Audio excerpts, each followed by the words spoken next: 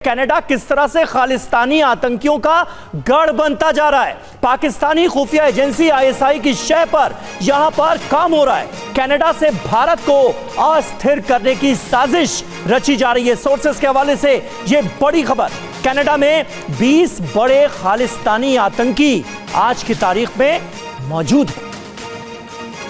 तो देखिए, खालिस्तानियों को समर्थन ट्रूडो की मजबूरी है। क्यों मजबूरी है? ऐसा क्या है कि ट्रूडो सरकार खालिस्तानियों के सामने झुकती नजर आ रही है? जरा उसके कुछ पॉलिटिकल एंगल को भी समझने की हम कोशिश करते हैं। सबसे पहले कनाडा की संसद और उसके स्ट्रेंथ की बात करें तो देखिए, 338 सांसदों की संख्या है, वहां पार्लियामेंट्रियंस की संख्या है, और बहुमत के लिए कितना नंबर चाहिए? जो मैजिकल नंबर है वो है 170।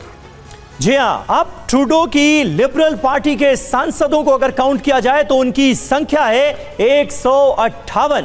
यानी जस्टिन ट्रूडो की लिबरल पार्टी को बहुमत हासिल नहीं है। मजबूरियां कई हैं। मजबूरी है क्या? ये देखिए, ट्रूडो न्यू डेमोक्रेटिक पार्टी का समर्थन लेते हैं। एनडीपी का मुखिया कौन है? जगमीत सिंह है। ये प्रो खालिस्तानी पार्टी मानी जाती है। जगमीत सिंह कट्टर खालिस्तान समर्थक है और उससे समर्थन लेना पड़ता है किसको? जस्टिन ट्रूडो को। जगमीत की पार्टी एनडीपी के कुल 24 सांसद हैं कनाडा के अंदर।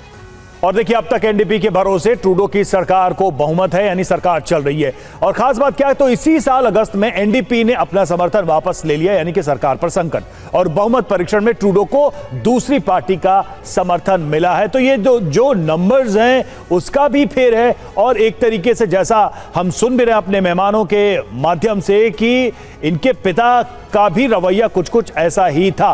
राकेश तिवारी जी, अब सवाल वहीं पर घूम फिर के आता है कि क्या कनाडा को सांप्रदायिक दंगों की आग में झोंक देने पर ट्रूडो आमादा है, सिर्फ इसलिए कि सरकार चलती रहे? जी, मैं एक चीज कहना चाहूंगा बड़ी गंभीरता के साथ में कि जिस आशंका की बात आप कर रहे हैं वो आशंका आज फलीभूत होती हुई दिखी है। क्योंकि आज हिंदू युवा और हिंदू समुदाय के लोग अपने मंदिर की रक्षा के लिए डंडे और अपने हथियार लेकर के सन्नद्ध खड़े नजर आए। और इसी में हमें खबर ये मिल रही थी कि खालिस्तानी जो हैं वो वहां पर आने वाले हो, बड़ी भारी संख्या में पुलिस प्रेजेंस थी। तो इसमें बिल्कुल आम हिंदू और आम सिख और आम कैनेडियन इस लिहाज से डरा हुआ है कि यहाँ पर कोई इस तरह के दंगे फसाद ना हो। और इसमें मेरी कुछ जर्नलिस्टों से भी बात हुई और उसमें पूरी तौर पर कनाडा सरकार के द्वारा जो खालिस्तानियों के प्रति फ्रीडम ऑफ स्पीच के नाम पर जो उदासीनता बरती गई है और एक लिहाज से उनको प्रश्रय दिया गया है कि वो भारत के खिलाफ में और पंजाब को भारत से अलग करके खालिस्तान बनाने की जो पूरी मुहिम है और तिवारी जी, यहाँ पर जो भारत समर्थक लोग हैं उन्होंने उसको एक्सेप्ट नहीं किया है। जल्दी से एक लाइन में इसका जवाब दीजिएगा। हिंदू अपने लेवल पर प्रोटेस्ट कर रहे हैं, क्या भारतीय मूल के जितने भी लोग मौजूद हैं वहां पर कनाडा के अंदर, अक्रॉस ऑल द कम्युनिटीज, सबका समर्थन उन्हें मिल रहा है?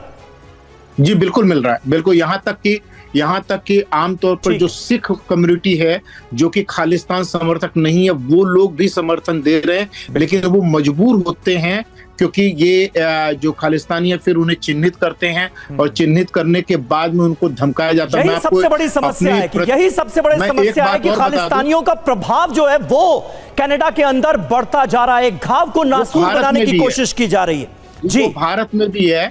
मैं सिर्फ एक बात ऐड कर दूं कि मेरी कुछ स्टूडेंट्स से बात हुई कि वो वहां से भारत से वो यहाँ पर आए और यहाँ पर भी उन स्टूडेंट्स को ये उनके माँ बाप को ये धमकी होती है कि भाई अगर आपके साथ में हम बुरा व्यवहार हो सकता है, किया जा सकता है।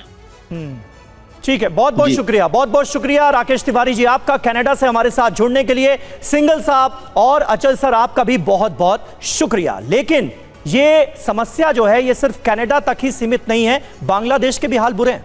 बिल्कुल, पड़ोसी देश बांग्लादेश में भी हिंदुओं पर अत्याचार लगातार जारी है। अपनी सुरक्षा को लेकर हिंदू समुदाय बांग्लादेश के अलग अलग शहरों में लगातार प्रदर्शन कर रहे हैं, लेकिन यूनिस सरकार उनको सुरक्षा देने में फेल साबित हुई है। यही नहीं, शेख हसीना के समर्थकों पर भी लगातार हमले हो रहे हैं।